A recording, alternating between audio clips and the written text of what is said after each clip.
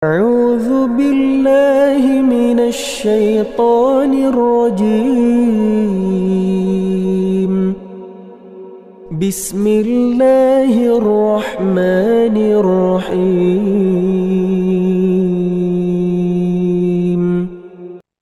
Bismillahirrahmanirrahim. Assalamualaikum warahmatullahi wabarakatuh. Innal hamdalillah nahmaduhu wa nasta'inuhu wa nastaghfiruh wa nusalli ala Muhammad wa ala ali Muhammad. Pemirsa yang dirahmati Allah Subhanahu wa taala, jumpa lagi di channel Zaman Akhir. Bagaimana kabar semuanya? Semoga sehat walafiat dan dalam lindungan Allah Subhanahu wa taala.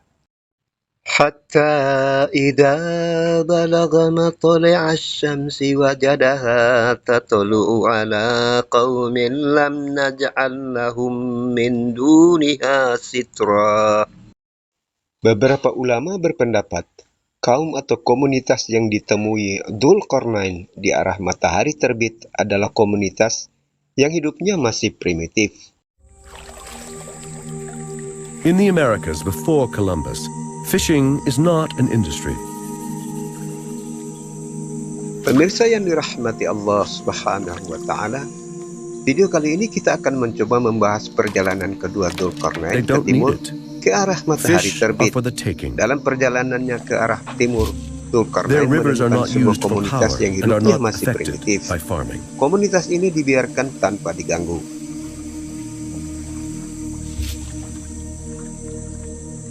Native Americans transport their fish far away from the coasts and waterways.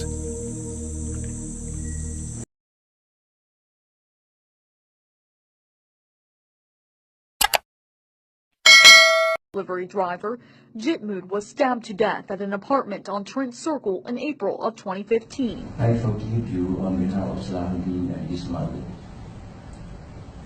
on the act of involving to kill him. The judge, also overcome with emotion, called for a recess, only to return to another heartfelt statement, this time from the suspect himself. Suasana haru di pengadilan Amerika dalam persidangan pembunuhan seorang Muslim keturunan Melayu petani dengan tersangka Trey Alexander Bradford. Ayah korban memaafkan pembunuh anaknya disaksikan oleh jaksa dan hakim federal serta pengunjung sidang. يا أيها الناس إنا خلقناكم من ذكر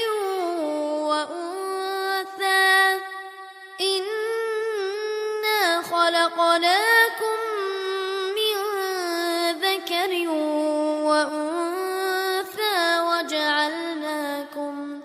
وجعلناكم شعوبا وقبائل لتعارفوا إن أكرمكم عند الله أتقاكم إن الله عليم خبير. Homo homini lupus mengandung arti manusia akan menjadi serigala bagi manusia lainnya. Aslinya adalah Homo homini lupus est, dicetuskan pertama kali oleh Plautus pada tahun 195 sebelum Masehi.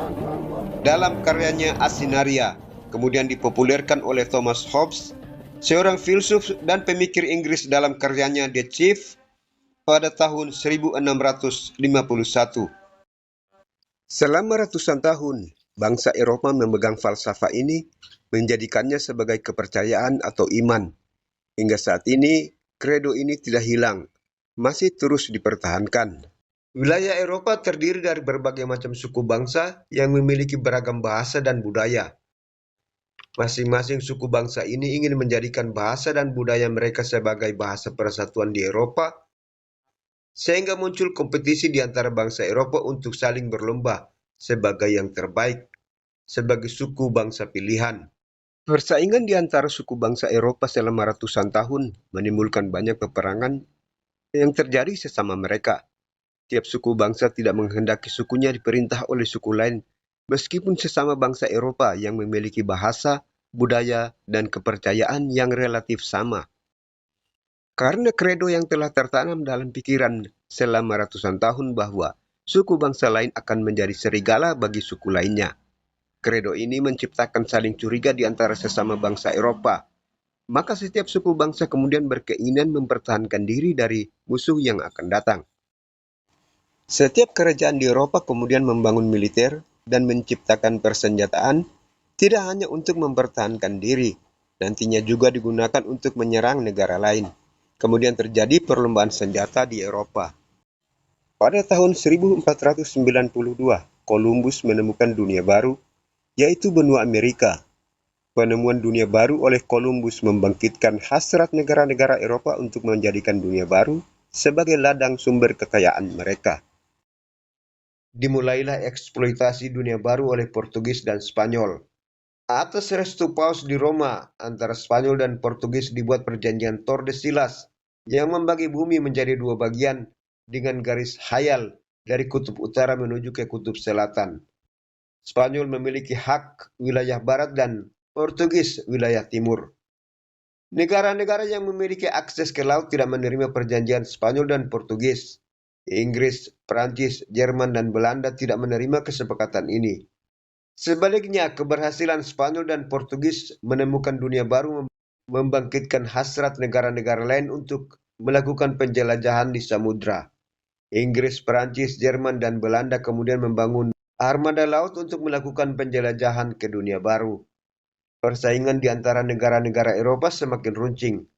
Persaingan dan peperangan antara bangsa Eropa yang tadinya terfokus di daratan Eropa beralih ke persaingan memperebutkan dunia baru. Peperangan kemudian melebar ke wilayah di luar Eropa. Di dunia baru kemudian bangsa Eropa membangun koloni. Kedatangan penjelajah Eropa ke dunia baru menimbulkan berbagai masalah. Penjelajah Spanyol datang ke dunia baru sebagai pemburu emas, membongkar situs-situs yang disakralkan penduduk setempat dan mengubahnya menjadi tambang emas. Penjelajah Eropa membawa bibit penyakit campak yang tidak pernah menjangkiti penduduk dunia baru selama ribuan tahun. Mendatangkan hewan ternak babi yang hanya dalam kurun puluhan tahun berkembang menjadi hama pertanian penduduk dunia baru. Melakukan deforestasi untuk membuka lahan pertanian. Menculik penduduk di benua Afrika dan menjualnya sebagai budak di benua baru. Gesekan yang terjadi tidak hanya dengan penduduk asli benua baru. Gesekan dan pertempuran juga selalu terjadi di antara para penakluk dari Eropa. Perang antara Inggris dan Spanyol memperebutkan koloni benua baru. Perang antara Portugis dan Spanyol memperebutkan monopoli perdagangan rempah-rempah di Ternate dan Tidore yang sekarang menjadi salah satu provinsi di Indonesia. Perang antara Portugis dan Spanyol memperebutkan monopoli perdagangan rempah-rempah di Ternate dan Tidore yang menghasilkan perjanjian Saragossa yang menyatakan bahwa Ternate dan Tidore adalah milik Portugis. Belanda akhirnya dapat mengambil alih monopoli perdagangan rempah-rempah di Ternate dan Tidore setelah mengalahkan Portugis. Di Ambon, Indonesia, Portugis berhasil dikalahkan Belanda. Benteng Victoria milik Portugis diubah namanya menjadi New Victoria. Setelah mengalami kekalahan bertubi-tubi, akhirnya Portugis menyingkir ke Pulau Timor, membangun koloni selama 450 tahun hingga Timor Leste merdeka 1999. Gesekan antara pendatang bangsa Eropa dan penduduk asli selalu terjadi dan penduduk asli selalu mengalami kekalahan. Bangsa Eropa yang memiliki persenjataan dan peralatan perang yang lebih baik selalu unggul dalam menghadapi pemberontakan penduduk asli. Bangsa Eropa yang telah menjadi penguasa dunia sejak zaman Romawi memiliki keyakinan bahwa ras Eropa lebih unggul dibanding dengan ras lainnya di luar Eropa.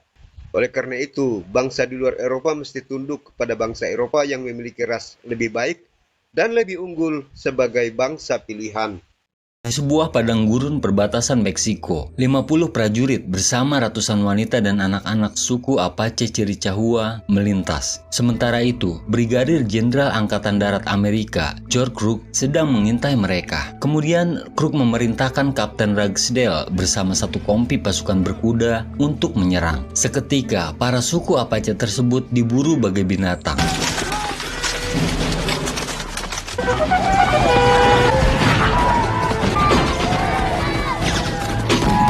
Perlawanan suku Apache mengakibatkan beberapa prajurit Amerika tewas. Namun akhirnya, karena kalah jumlah, suku Apache Chiricahua terkepung dan menyerah. Setelah penyerangan tersebut, Jenderal George Crook menjelaskan tujuannya dengan seorang penterjemah. Ia mengatakan ingin berdamai dengan mereka. Namun, mau tidak mau, suku Chiricahua harus direservasi ke daerah Turkey Creek di Arizona demi mencegah bertambahnya korban.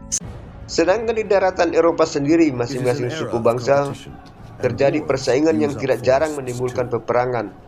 Inggris, Perancis, Jerman, Belanda, Spanyol, dan Portugis masing-masing mengaku bangsa mereka lebih unggul dari bangsa lain. Peperangan karena persaingan ini terus terjadi hingga saat ini. Inggris dan Perancis yang dipisah oleh Selat Dover pernah berperang selama 100 tahun dimulai pada tahun 1337 hingga 1453. Perang antara pengikut Protestan dan Katolik berlangsung selama 30 tahun. Peperangan 30 tahun menelan korban 18 juta jiwa. Peperangan yang diciptakan oleh Napoleon Bonaparte dari Perancis yang ambisius ingin menguasai seluruh daratan Eropa pada abad ke-19. Perang Dunia Pertama yang terjadi di awal abad ke-20 dan Perang Dunia Kedua yang terjadi 20 tahun kemudian. Semuanya terjadi karena kompetisi antar negara-negara di Eropa. Pada abad ke-19, banyak negara-negara baru yang mulai muncul, salah satunya Amerika yang merdeka pada Juli 1776. Amerika kemudian ikut serta dalam persaingan memperebutkan tanah jajahan. Persaingan semakin menjadi-jadi ketika Charles Darwin mengeluarkan teori seleksi alam atau natural selection. Inti di dalam teori ini dikatakan bahwa alam akan menyeleksi setiap makhluk mana yang dapat bertahan atau setiap individu atau komunitas yang mampu bertahan dari faktor alam, seperti penyakit dan peperangan. Maka, individu tersebut akan bertahan dari kepunahan. Saat ini di Amerika, suku bangsa asli Amerika yaitu Indian merah kemungkinan besar sudah punah karena faktor seleksi alam. Suku bangsa Indian di Amerika tidak memiliki kemampuan untuk mempertahankan diri dari serangan alam dari pendatang bangsa Eropa yang memiliki ras lebih unggul sebagai bangsa pilihan. Teori seleksi alam ini yang menimbulkan perlombaan senjata di hampir semua negara di dunia, karena senjata adalah satu-satunya alat untuk mempertahankan diri. Rusia yang memiliki akses terbatas di lautan akhirnya memilih melakukan penjelajahan melalui daratan di benua Asia. Saat ini negara Rusia memiliki wilayah paling luas di dunia. Teori seleksi alam pada dasarnya adalah teori hukum rimba. Siapa yang memiliki kemampuan persenjataan yang lebih mematikan akan menjadi penguasa. Amerika saat ini memiliki persenjataan yang sangat mematikan, sehingga menjadi satu-satunya negara penguasa dunia.